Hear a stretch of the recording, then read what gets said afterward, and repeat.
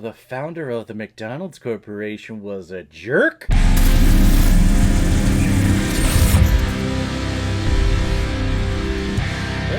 Founder, released in 2016, and is directed by John Lee Hancock, who's also directed such films like Hard Time Romance, The Rookie, The Alamo, The Blind Side, and Saving Mr. Banks. And this film is starring Michael Keaton, Nick Offerman, John Carroll Lynch, Linda Cardellini, BJ Novak, and Laura Dern. And the reason why we're talking about the founder today is because it was a PayPal recommendation and donation from a longtime contributor and supporter of this channel. Thank you very much, James Filbury, for the recommendation. It's a movie that I've always meant to get around to watching, especially around the time when Michael Keaton was such a hot Renaissance figure. Like, he came back from being exiled for so long, and then he had Birdman, then he had Spotlight, and people wanted him for Batman again. We're just getting him again in Beetlejuice. This was right around the time where we're like, hey, he's going to get another Oscar nomination. He was kind of gypped out of it for Birdman, so we're doing this film for him to see if we can get him another nomination and possibly a win. Sadly, it didn't happen for him again with this one, but I still think that he gave one hell of a performance here, and thank you very much again, James, for the recommendation.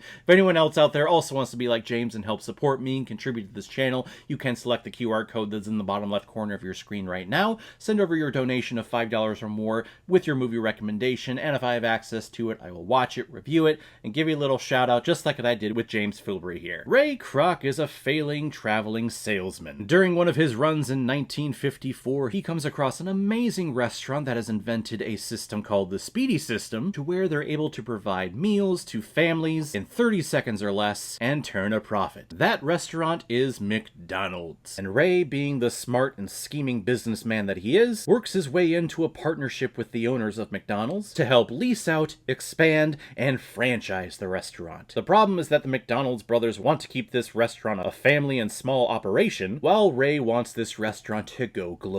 And throughout this film, we see the lengths that this Ray Kroc dude goes to ensure that he gets paid.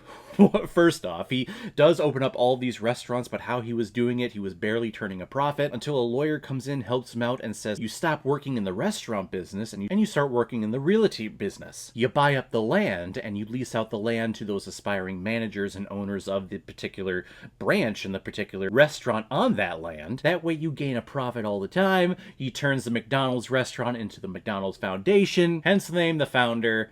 This movie was just fascinating because McDonald's has always been like a family institution. It's always been something in the back of my mind that has been out there. McDonald's is everywhere, all throughout the world. Here in America, it's something that every single family, myself included, probably eats once a week. Is it something I'm proud of? No, it's not, but it's a sad truth. So it's fascinating to find out the start and how this small little tiny restaurant became just a global empire. And it's really cool to think that it's a global empire not based on being a restaurant, but based on a realty company. That's freaking smart. Buying the land and then charging the people who want to open up a restaurant on that land. That way you make a profit regardless of how well that restaurant is doing.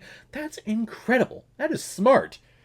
I mean, I should do that. Shit. And this movie is marketed around one man. Well, let's say one man and one corporation. Of course, it's marketed around McDonald's. McDonald's, just like the mouse, just like Disney, owns everything. It owns you, and I don't think you realize that. But this movie is also marketed around Michael Keaton, who was experiencing a huge renaissance at this time. Like I said, he was in Birdman, he was in Spotlight, he's getting a whole bunch of Oscar nods, and he was seen as a real competitor and a real performer. And I think this film was supposed to be the next Oscar baity movie to get Michael Keaton into that nomination category again. Sadly, though, this movie was not as popular and well received, in my opinion, as the other films like Birdman and Spotlight were. Everyone does agree, though, that Michael Keaton is tremendous and is wonderful in this movie. I definitely agree with that. He is the best part of this movie.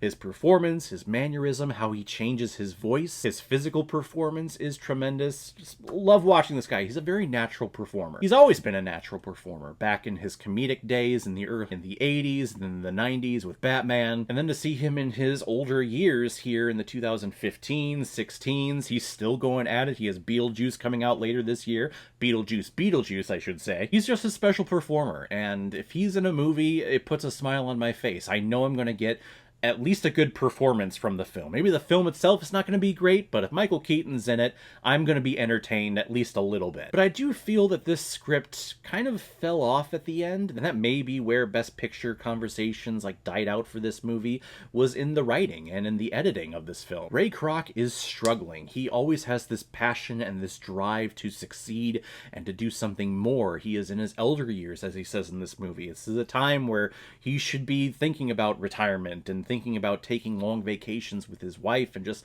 enjoying life and relaxing. But this Ray Kroc guy, there's something in his brain just doesn't allow him to do that. It just wants more. And once he discovers this thing that's being ran by these two loving brothers in this loving restaurant, he takes advantage of it, and he takes it in for his own. And it's incredible how he's able to do that. And it's also incredible just how naive and stupid the McDonald brothers were. They let this Ray Kroc guy go out, take their name, take their restaurant, take their model, take their architecture, take it all out, and yeah, go ahead, build a whole bunch of McDonald's all over the country, all over the world. We're just gonna stay focused on this one here out in the desert. So all of a sudden, you have this one guy who is making a monster profit on your name and your business, while you guys are doing just fine here in the one restaurant.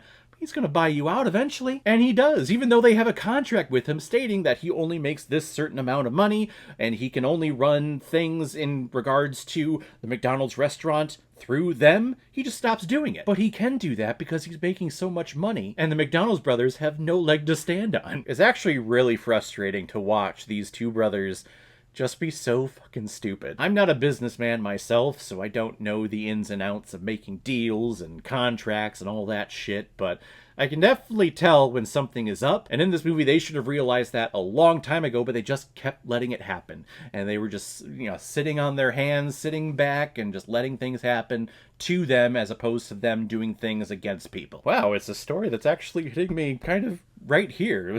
I wasn't expecting that. John Carroll Lynch, Nick Offerman, I think, are great in the roles of the two McDonald's brothers. Nick Offerman in particular, who's definitely like the militaristic person. Like he has all the science down. And John Carroll Lynch's McDonald's brother, he's more of the face. He's more of the personality. He's always the one sitting back and kind of watching his brother do all the stuff. I do love Linda Cardellini. Whenever she's on screen, it just makes the little boy in me just shout for joy. And she's wonderful too, as the kind of fling for Ray Kroc. Married to one of the restaurant owners, but you can definitely tell there's some affection going on between the two. And Laura Dern plays the standard wife role in a film like this, where the man has so much ambition, but the wife is just always at home reading or doing things around the house, and her husband never takes her anywhere to do things. Not the type of role I like to see fulfilled by a woman, but I mean, this was 1954, so yeah, it's basically how women were treated back then, so what more do you expect? I really did enjoy this film, and I found it to be very fascinating, and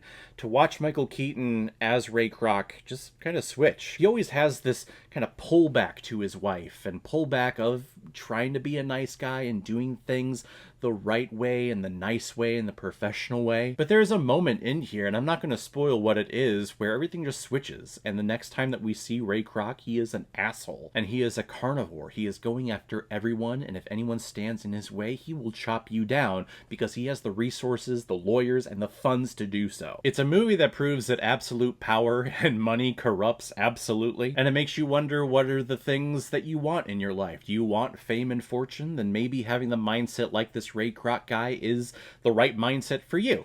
Or if you want to have just love and family and peace and relaxation in your life, maybe going down the route of establishing a global empire restaurant is not the route for you. I'm going to give The Founder 4 out of 5 Blu-rays. I like it a lot. So guys, if you've seen The Founder, what did you think about it? Or if you've never seen it before and you stumbled across because of this video, then comment below and let me know what you thought about it. And as always, if you like what you see here, if you like my take on movies, then hit the subscribe button and make sure you hit that bell so the next time I release next movie review. So guys, I will see you next time on the channel, but in the meantime, be well, be good to each other, and go watch a movie. Take care, guys.